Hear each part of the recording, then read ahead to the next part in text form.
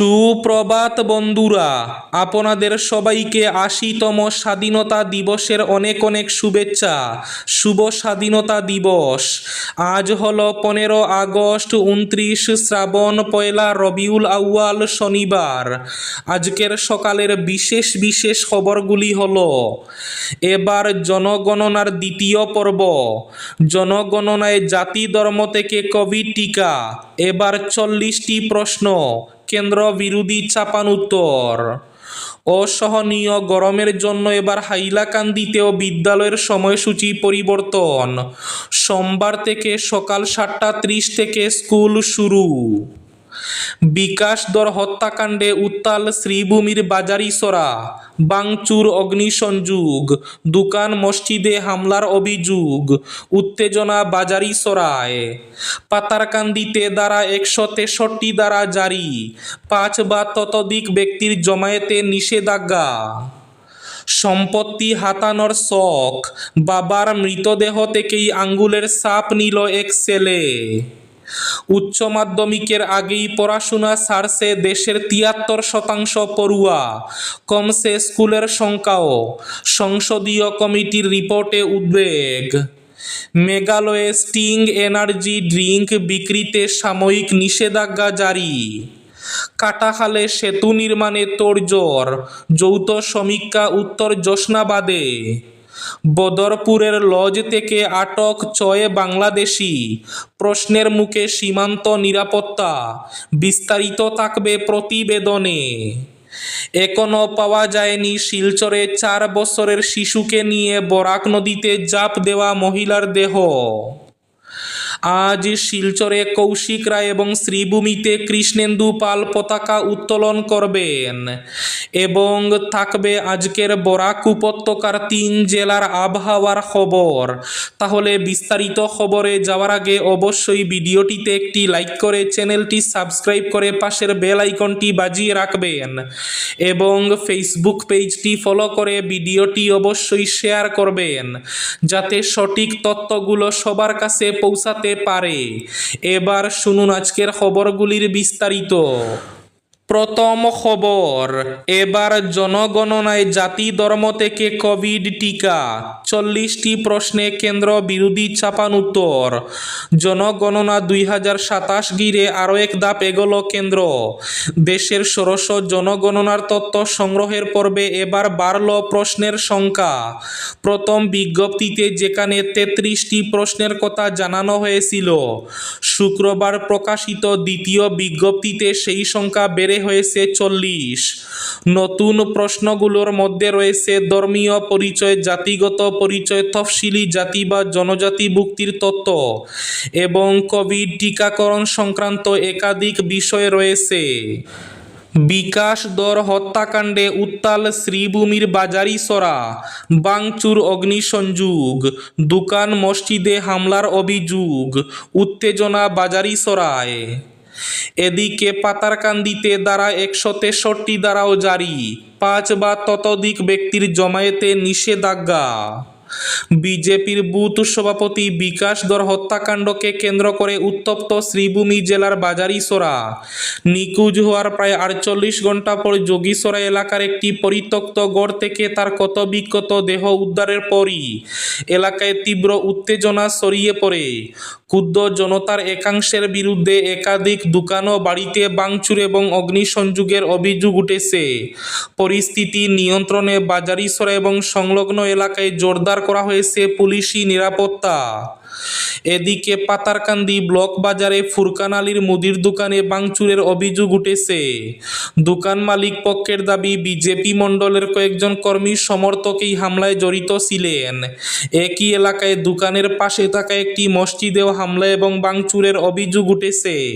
তবে এসব অভিযোগের বিষয়ে সংশ্লিষ্ট পক্ষের আনুষ্ঠানিক বক্তব্য এখনো পাওয়া যায়নি। এদিকে হত্যাকাণ্ডের তদন্তে বড়সড় অগ্রগতির কথা জানিয়েছে পুলিশ। মূল অভিযুক্ত আব্দুল হক সহ মোট 6 জনকে আটক করা হয়েছে। পুলিশ সূত্রে দাবি, জিজ্ঞাসাবাদে বেশ কিছু গুরুত্বপূর্ণ তদন্ত মিলেছে। তদন্ত চলাকালীন পুলিশি হেফাজত থেকে পালানোর চেষ্টা করলে আব্দুল হকের পায়ে গুলি করা হয় বলে জানা গেছে। পরে গুলিবিদ্ধ অবস্থায় তাকে হাসপাতালে ভর্তি করা হয়। এবার হাইলাকান্দি জেলায়ও তাপপ্রবাহ বৃদ্ধির ফলে শিক্ষা প্রতিষ্ঠানগুলির ক্লাসের সময়সূচি এগিয়ে আনা হয়েছে। বিদ্যালয় পরিদর্শক হাইলাকান্দি এক আদেশ জারি করে শিক্ষার্থীদের সুবিধার জন্য ক্লাসের সময়সূচি এগিয়ে আনা হয়েছে বলে জানিয়েছেন। এতে বলা হয়েছে, নিম্ন প্রাথমিক বিদ্যালয়গুলিতে সকাল 7:30 থেকে দুপুর 12টা পর্যন্ত পাঠদান চলবে। অনুরূপভাবে উচ্চ প্রাথমিক বিদ্যালয় সকাল 7:30 থেকে দুপুর 1টা পর্যন্ত। এছাড়া উচ্চ মাধ্যমিক ও উচ্চতর মাধ্যমিক বিদ্যালয়ের জন্য সকাল 7:30 থেকে দুপুর 1টা 15 পর্যন্ত পাঠদানের সময়সূচি। সোমবার অর্থাৎ 17 আগস্ট থেকে এই কর্মসূচি কার্যকর হবে এবং পরবর্তী নির্দেশ না দেওয়া পর্যন্ত তা কার্যকর থাকবে। সম্পত্তি হাতানোর শখ, বাবার মৃতদেহ থেকেই আঙ্গুলের ছাপ নিল ছেলে।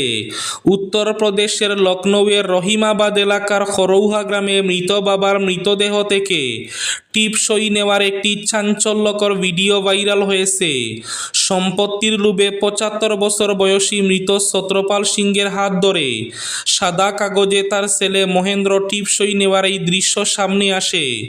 অভিযোগ, বিয়ের পর থেকেই মহেন্দ্র এবং তার স্ত্রী লক্ষ্মী প্রচণ্ড নির্যাতন চালাতেন ছত্রপালের উপর। পরিস্থিতি ক্রমেই খারাপ হয়ে ওঠে। একটা সময় পর বৃদ্ধ বাবাকে বাড়ি থেকে বের করে দেন ছেলে। সে সময়ে মেয়ে সুমনের বাড়িতে গিয়ে আশ্রয় নেন সস্ত্রীক ছত্রপাল। তখনই সিদ্ধান্ত নিয়েছিলেন পুত্রকে ত্যায্য করবেন। 6.5 বিঘা জমি ছিল ছত্রপালের, তার মধ্যে 3 বিঘা জমি দান করেন 3 মেয়েকে। একই সঙ্গে নোটিশ দেন সংবাদপত্রে, ঘোষণা করেন সব স্থাবর এবং অস্থাবর সম্পত্তি থেকে পুত্র মহেন্দ্র এবং পুত্রবধূ লক্ষ্মীকে বঞ্চিত করা হলো। গত 7 জুলাই আচমকা অসুস্থ হয়ে পড়েন ছত্রপাল। চিকিৎসা করানোর অজুহাতে তাকে বাড়িতে নিয়ে আসেন মহেন্দ্র। 2 দিন পরই মৃত্যু হয় ছত্রপালের। কি করে এমনটা হলো সেই প্রশ্ন তুলতে বোনদের রীতিমতো হেনস্থা করেন মহেন্দ্র। তারপর যে কাণ্ডটা ঘটিয়েছেন মহেন্দ্র, সেটা সম্ভবত চিন্তার অতীত। ভাইরাল হওয়া ভিডিওতে দেখা যায় বাবার দেহ মাটিতে শোয়ানো রয়েছে। সেই মৃতদেহের আঙ্গুলের ছাপ নিয়ে নেন মহেন্দ্র। একাধিক সাদা কাগজে আঙ্গুলের ছাপ নেন তিনি।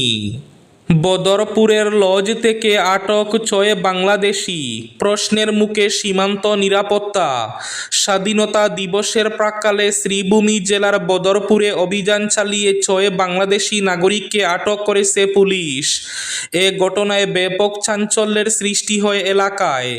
গোপন সূত্রের ভিত্তিতে বদরপুর পুলিশ বৃহস্পতিবার গভীর রাতে স্থানীয় কৃষ্ণ লজে অভিযান চালায়। রাত প্রায় 3টা নাগাদ অভিযানে একসঙ্গে 6 বাংলাদেশি নাগরিক আটক হওয়ার ঘটনায় জেলায় সীমান্ত নিরাপত্তা নিয়ে নতুন করে প্রশ্ন উঠতে শুরু করেছে।